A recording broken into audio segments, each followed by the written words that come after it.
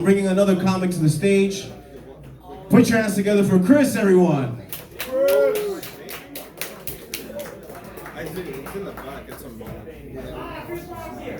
Every time I see myself on video, I got all these freaking bulges in my freaking pockets. So I'm just sticking the stuff on the table for now. What's up, Gypsy Moon? How y'all doing? Yeah. Good? Good? Well, if you haven't seen me before, what are you doing? Because I moved this forward a little bit, and now I feel like it's in everybody's way. Oh, I got you. We'll fix it in post. If you haven't seen me before, I served for 6 years in the United States Marine Corps. Yes, sir. All right. You're all fucking welcome. Seriously though, hold your applause for the real heroes. I basically got through masturbating a whole lot. Right? You ever tried to get yourself off in a 150-degree porta potty? Yeah, I forgot I was in Florida. Half you guys out there are like, yeah, and? But seriously, I always feel bad when people thank me for my service because, I mean, honestly, your tax dollars paid for me to go shoot guns and support the local stripper population for a few years. And you guys should be proud of that because a lot of those ladies had children. So did some of the Yakuza pimps who were controlling the prostitution rings. Oh man, this is dark. Oh, it's getting darker. It's going to get way darker than this. It's going to get way darker than this. But, you know, out of my Marine Corps service, I got a lot of things, right? Marine Corps was probably the best thing I ever did for myself. I didn't have a father growing up. Marine Corps taught me how to be a man. Taught me how to take care of myself, stay in shape. It taught me about leadership. Gave me a decent case of gonorrhea a couple times. It also gave me a pretty healthy distrust of the government, right?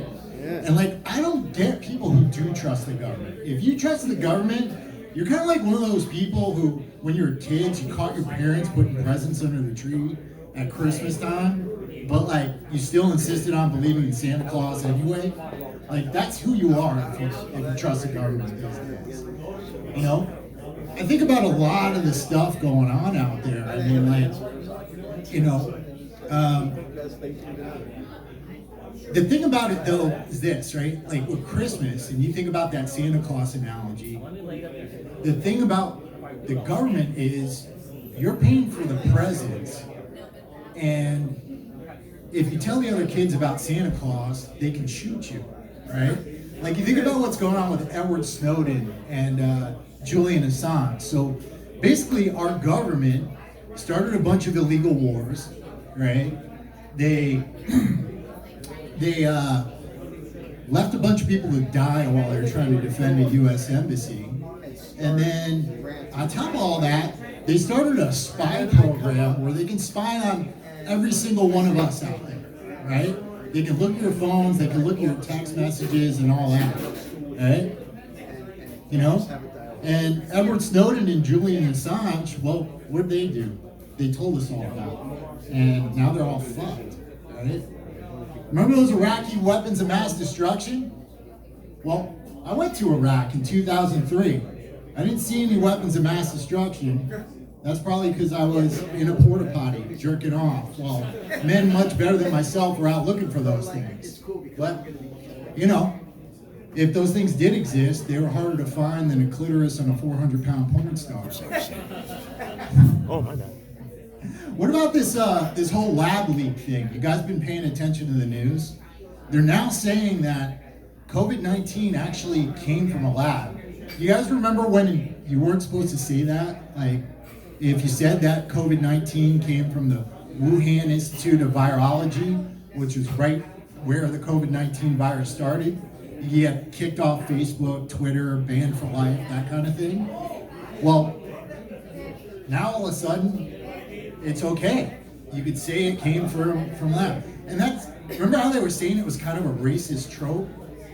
They wanted you to go with the much less racist version of the story where the virus came from a wet market that sold dog, cat, and bat as food, right? That's totally less racist.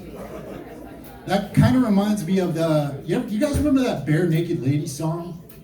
Right? Chickadee China, the Chinese chicken, ate bat soup and the world stopped ticking. Wow. Oh.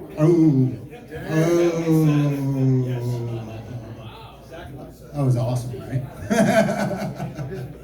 Well, then there's this whole other aspect to the whole thing, right? There's vaccines. And